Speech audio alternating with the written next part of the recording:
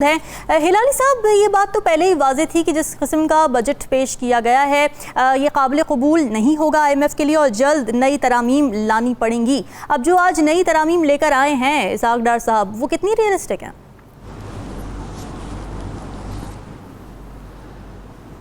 बिल्कुल सही कहा आपने। 200 ट्रिलियन रुपयों का फ़र्क था। उन्होंने कहा था कि आप 700 ट्रिलियन रुपया रेज करें और पाकिस्तान के बजट में 500 ट्रिलियन था, तो ये 200 ट्रिलियन अब पूरा इस तरीके से होगा कि पेट्रोलियम लेवी जो 50 रुपया थी वो 65 हो जाएगी। और सुना ये है कि रियल एस्टेट पे भी टैक्सेस लगेंगे और कंस्ट्रक्शन इंडस्ट्री पे और साथ साथ रिटेल स्टोर्स पे भी टैक्सेस लगेंगे। तो मेरे ख्याल में जो ये अगर यही होना था तो शुरू में कर देते, ये ड्रामा का क्या ज़रूरत था? 3 खत, 1 मीटिंग, फिर भागे भागे फिर जाते थे, आज कल फिर मीटिंग हो। अगर आपको 200 ट्रिलियन और टैक्सेस में रेज करना था और IMF उनसे हट नहीं रही थी, तो क्या ज़रूरत था इतने सारे मीटिंग्स और ये किस्म का ड्रामा? पहले से आप अग्री कर लेते।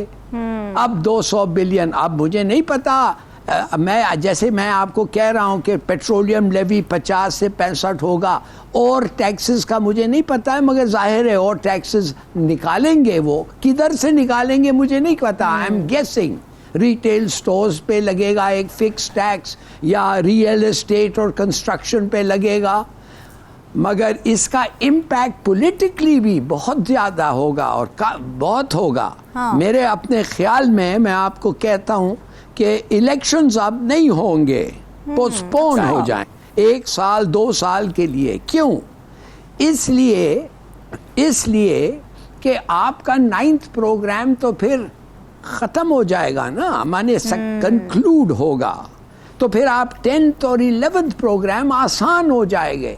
एक वजह आसान इसलिए भी हो जाएगा कि अब तक 6 बिलियन से पूरे पैसे डिसबर्स नहीं हुए थे। आपके 1.3 बिलियन आपको नहीं मिले थे डॉलर्स, तो वो भी आपको मिलने हैं। तो मेरे ख्याल में ये उन लोगों के लिए जो इलेक्शंस नहीं चाहते थे उनके लिए बड़ा फ़ायदामंद है। और जो लोग सोचते थे कि ये बजट, हालांकि IMF ने उस वक्त ना कहा था, वैसे ही जाएगा, इसलिए इन्होंने कोई बहादुरी दिखाई है या इन्होंने कोई इंसिस्टेंस, वो नहीं होगा। इनफैक्ट वो 200 ट्रिलियन रुपया जो कमी थी जो IMF ने कहा था वो आपको मेकअप करना पड़ेगा।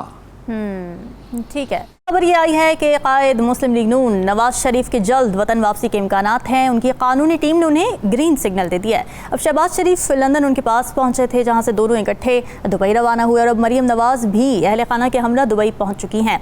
और इत्तलात यही है कि नवाज शरीफ कुछ वक्त अपनी फैमिली के साथ गुजारना चाहते हैं, मगर क्या वो अपनी फैमिली के साथ वतन वापस आएंगे, ये सवाल अहम है। हिलाली साहब, क्या लगता है आपको, क्या कानूनी तौर पर नवाज शरीफ की वापसी की राह हमवार हो चुकी है?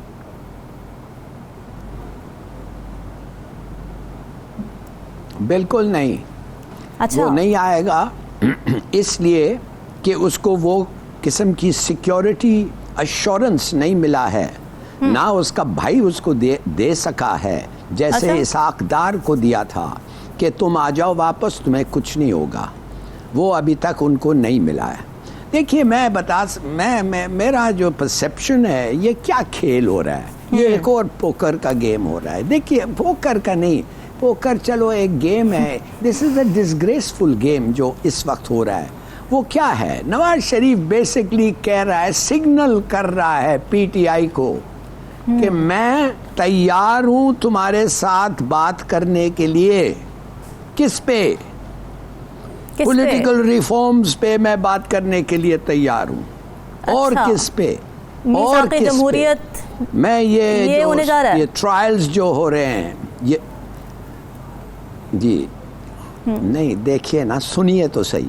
मैं एक होगा किस पे? पॉलिटिकल रिफॉर्म्स पे, वफाकी सही है। जमहूरियत अगर आप कहना चाहते हैं। ठीक है। दूसरी बात जो होगा किस पे होगा? मिलिट्री कोर्ट्स पे।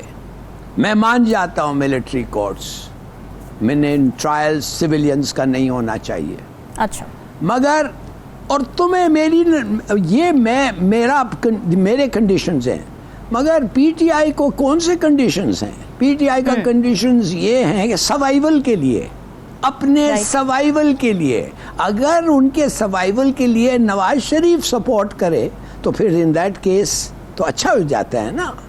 मगर इस खेल में पीटीआई क्या होगा? पीटीआई फिर इनको एनआरओ देगा, है कि नहीं? अच्छा, अच्छा। और एनआरओ देगा तो उसके माने कि जो लेकिन हिलाली साहब, पीटीआई कैसे एनआरओ देगा? पीटीआई तो इस वक्त इख्तिदार में नहीं है ना। टॉक्स में जा रहे हैं। हाँ भाई, पीटीआई एग्री करेगा कि तुम वापस आओ, केसेस ड्रॉप हो जाएंगे, मगर तुम पॉलिटिकल रिफॉर्म सपोर्ट करो, सिविलियंस को मिलिट्री कोर्ट्स में नहीं ट्राई करो, ये होगा। भाई डोंट यू नो ये दो एक एक के पीछे कैसे लगे हुए थे, पीएमएलएन और पीपीपी, फिर मिसाके जमहूरियत हो गया ना।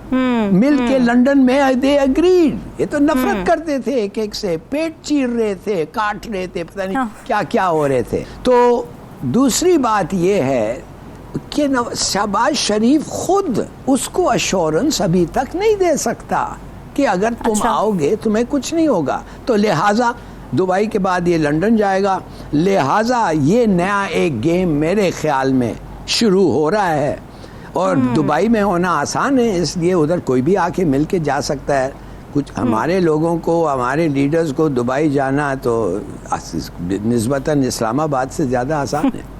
सही बात है। तो ये हालत है मेरे ख्याल में। This is my perception. ठीक है, आपका पॉइंट आ गया। हिलाली साहब, मोदी अपने मुल्क में मुजालिम ढाकर भी अमेरिका के करीब है और हम इतनी कुर्बानियां देने के बावजूद भी दूर हैं।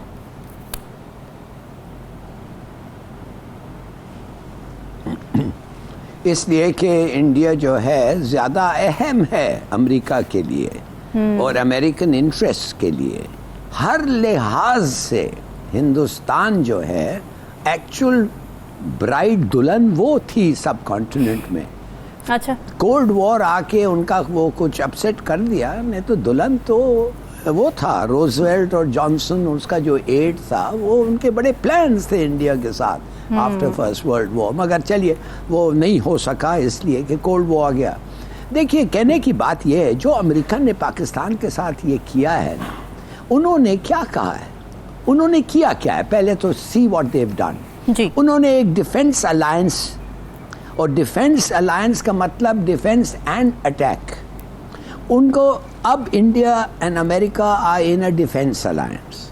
उस अलायंस में हिंदुस्तान को अमेरिका ने कहा है और बताया भी है कि जिस किस्म की इक्विपमेंट आपको चाहिए, missile, planes, drones, intelligence, special equipment, और ख़ास तौर से वो इक्विपमेंट जो चीन और पाकिस्तान के न्यूक्लियर एसेट्स को लोकेट करता है और फ्रीज कर सकता है या टारगेट कर सकता है फ्रॉम स्पेस, वो भी उनके पास अवेलेबल है।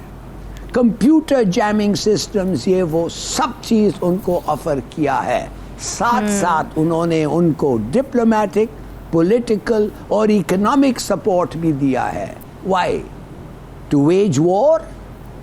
आप समझते हैं इस ब्लैंक चेक के बाद एक आदमी जिसका नाम है मूडी, जो उसका सबसे बड़ा ख्वाहिश क्या है, वो खुद कहा कि जब बांग्लादेश बना और मेरा कंट्रीब्यूशन उसका काफ़ी बड़ा है, और वो हसीना वाजिद ने भी मानी कि मैंने आरएसएस के और हिंदू महासभा के लोगों को ट्रेन करके भेजा एज मुख्ती बाहिनी।